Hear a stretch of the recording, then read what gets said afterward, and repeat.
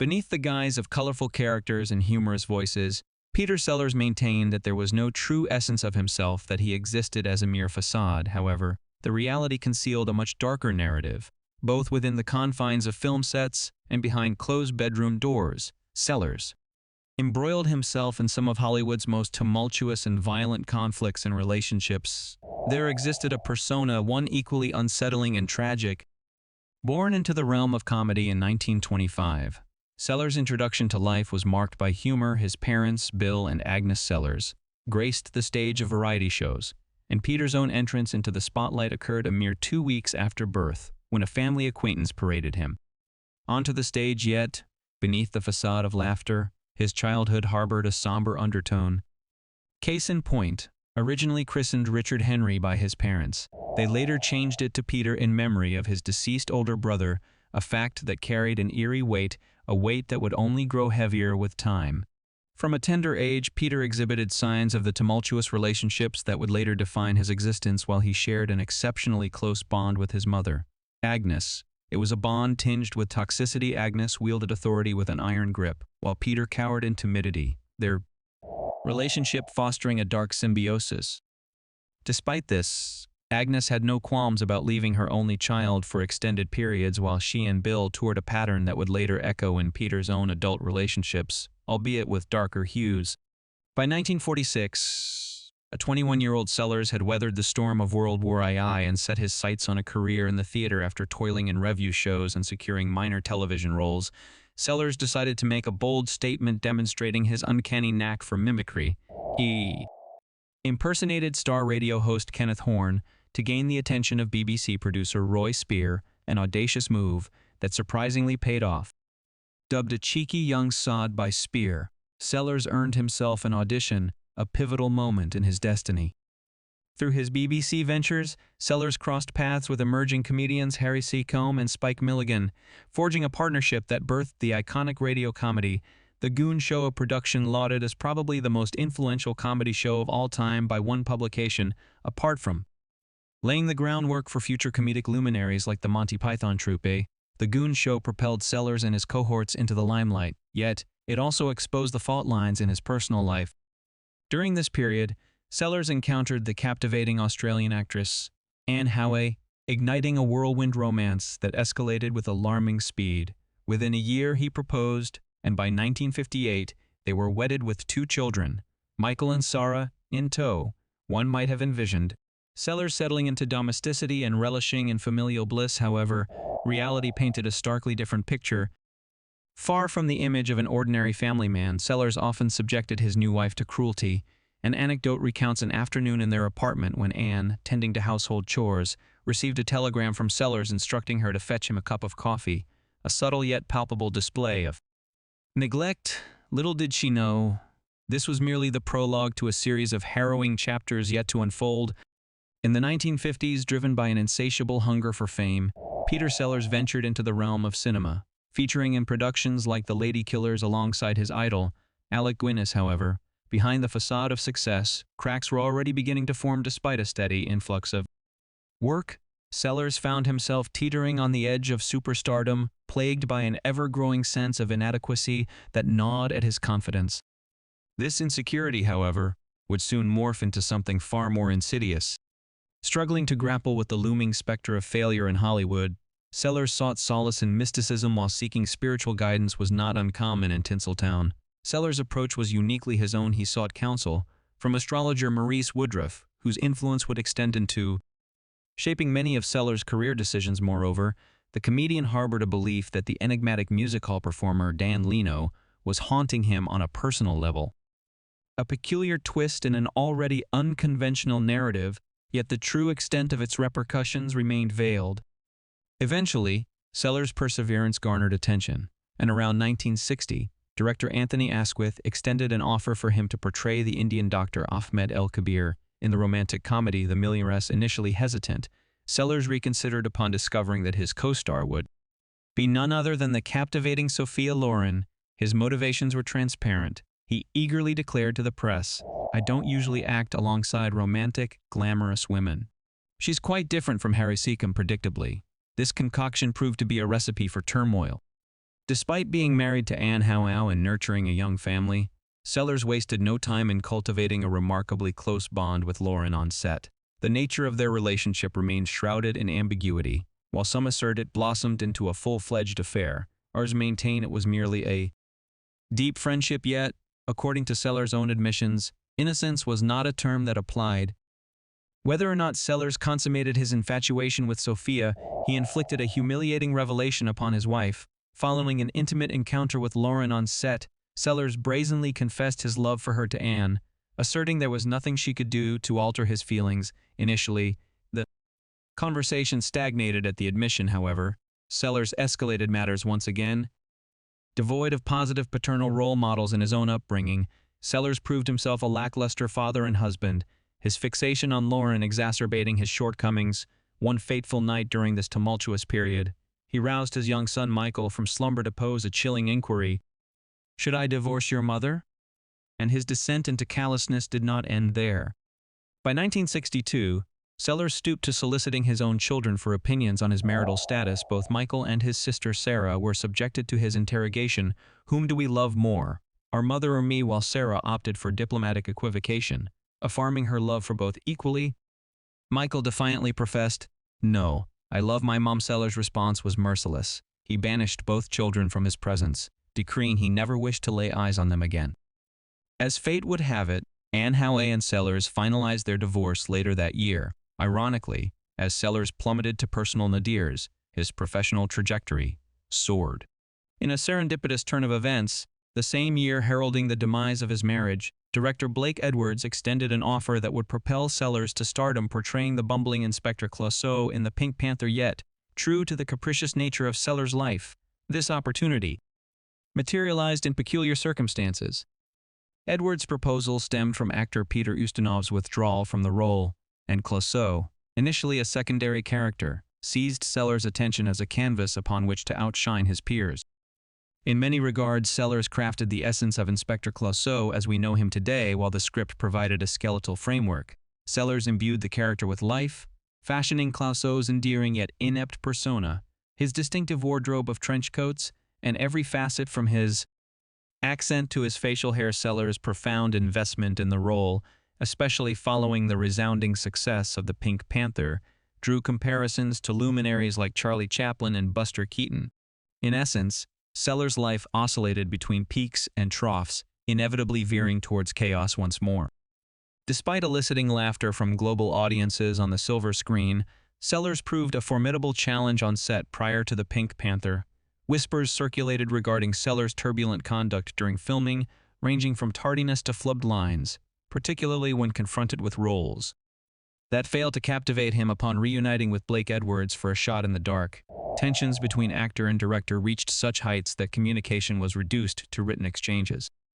As time wore on, Sellers' diva-esque temperament verged on outright alarming.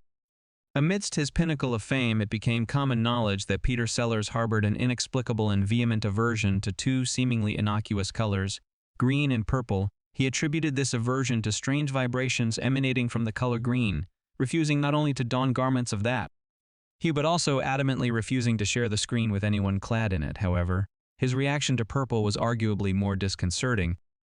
Legend has it that Sellers inherited his disdain for purple from esteemed director Vittorio De Sica, who once dubbed it the color of death for Sellers.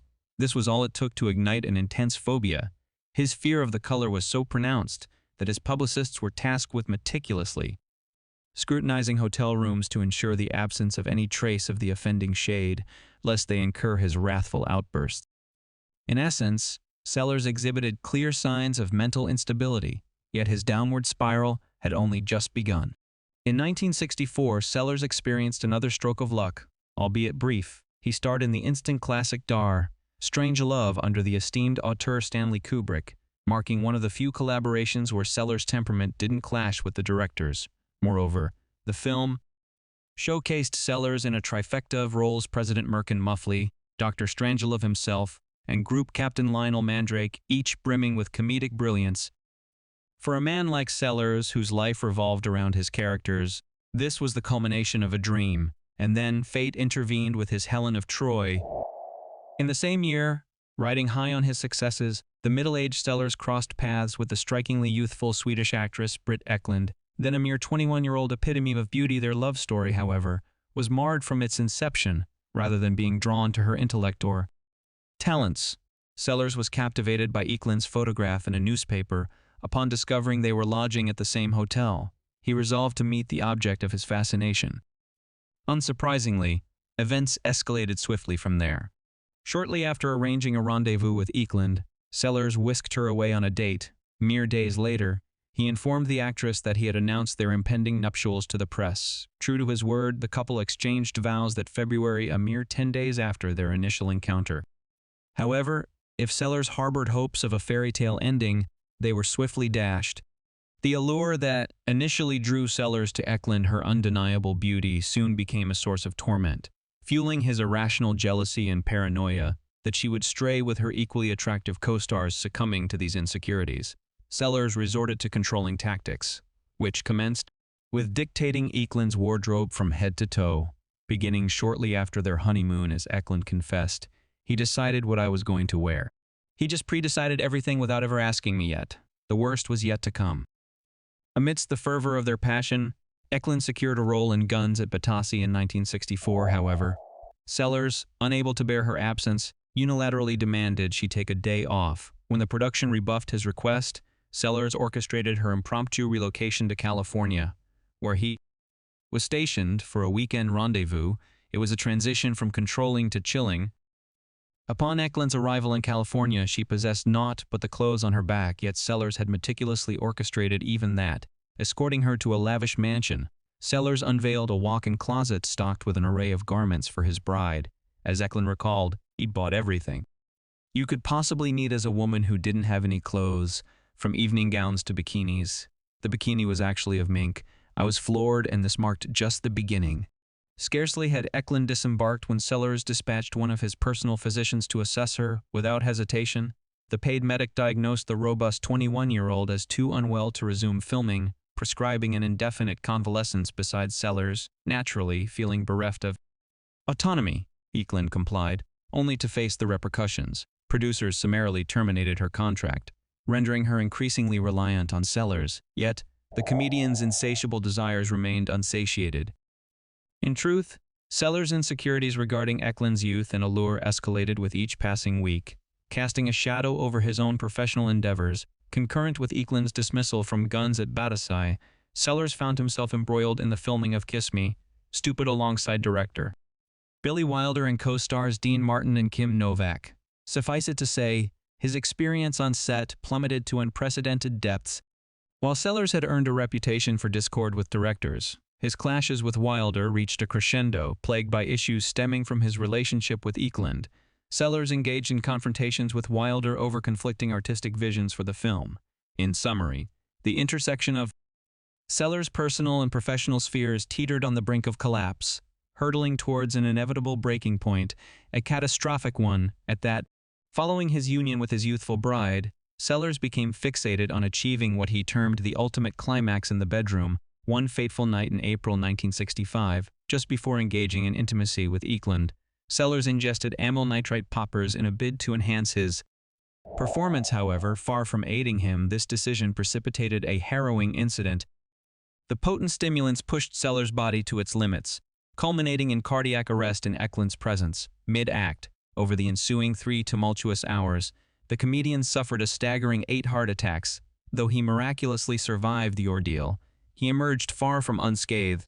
Enduring 8 heart attacks within 3 hours exacted a devastating toll on Sellers' health, compelling him to withdraw from Billy Wilder's Kiss Me, Stupid to focus on recuperation. In response, Wilder displayed scant sympathy for his obstinate former lead. Upon learning the reason behind Sellers' departure, he quipped, "You have to have a heart before you can have an attack."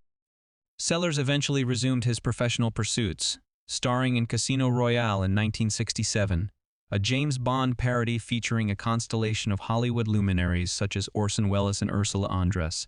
However, amidst the multifaceted chaos of the production, Sellers stirred up his own brand of drama. Amidst his aspirations for a serious turn as a Bond actor, Sellers couldn't help but measure himself against his co-star Orson Welles, a cinematic luminary renowned for his contributions to the art form. Wells' formidable presence immediately unnerved Sellers, and to exacerbate matters, Sellers' anxieties were well-founded. According to insiders, Wells dismissed Sellers, branding him that amateur, thus igniting a feud that would escalate in intensity. The animosity between Sellers and Wells reached a boiling point with a particularly poignant incident. During one visit to the set, Sellers' longtime friend Princess Margaret conspicuously snubbed him, instead lavishing attention upon Wells. Her indifference proved the final straw, prompting both actors to refuse to share the screen thereafter, yet true to form, Sellers left a parting gift. Sellers directed much of his discontent towards Joseph McGrath, one of the film's 6 directors. Upon learning of Sellers' resolve never to share a frame with Wells, McGrath bore the brunt of Sellers' fury. In a fit of rage, Sellers physically assaulted McGrath before storming off set, refusing to collaborate any further. Abandoning the production midstream, Sellers' departure left writers scrambling to mitigate the void he left behind. However, the casualty in this tumultuous saga was none other than Britt Ekland, as Sellers redirected his focus towards further disintegrating their marriage. Shortly after his abrupt exit from Casino Royale, Sellers received the honor of being named a commander of the British Empire by the government. However, his investiture ceremony unfolded as a farce, marred by a public altercation with Ekland the preceding night, resulting in visible scratches to his visage to mask the evidence. Sellers enlisted the aid of a makeup artist before stepping foot in Buckingham Palace. Despite this debacle, Sellers and Ekland inexplicably agreed to co-star in the upcoming comedy The Bobo. Little did they know. If Casino Royale was chaotic, The Bobo descended into utter chaos. Ekland and Sellers unsurprisingly engaged in incessant clashes on set, yet nothing could prepare them for Sellers' outburst one fateful afternoon. Confronting director Robert Parrish, Sellers demanded the dismissal of his wife, declaring, "I'm not returning after lunch." If that witch is on set, their union had devolved into an irredeemable sham, a fact even Ekland acknowledged. As The Bobo continued filming, Sellers' mother suffered a heart attack and was hospitalized. However, consumed by his own tumultuous personal affairs, Sellers neglected to visit her, and she passed away days later. His regret over this neglect haunted him, though Ekland, depleted of emotion, settled for vengeance. With all semblance of amicable relations shattered, Ekland promptly served Sellers with divorce papers in the wake of his mother's passing, while perceived as kicking a man while he was down. Even Sellers' closest confidants acknowledged it as a necessary course of action. Spike Milligan, Sellers' former colleague from The Goon Show, even extended his congratulations to Ekland upon learning of the divorce. If observers thought Sellers had reached rock bottom, they were sorely mistaken.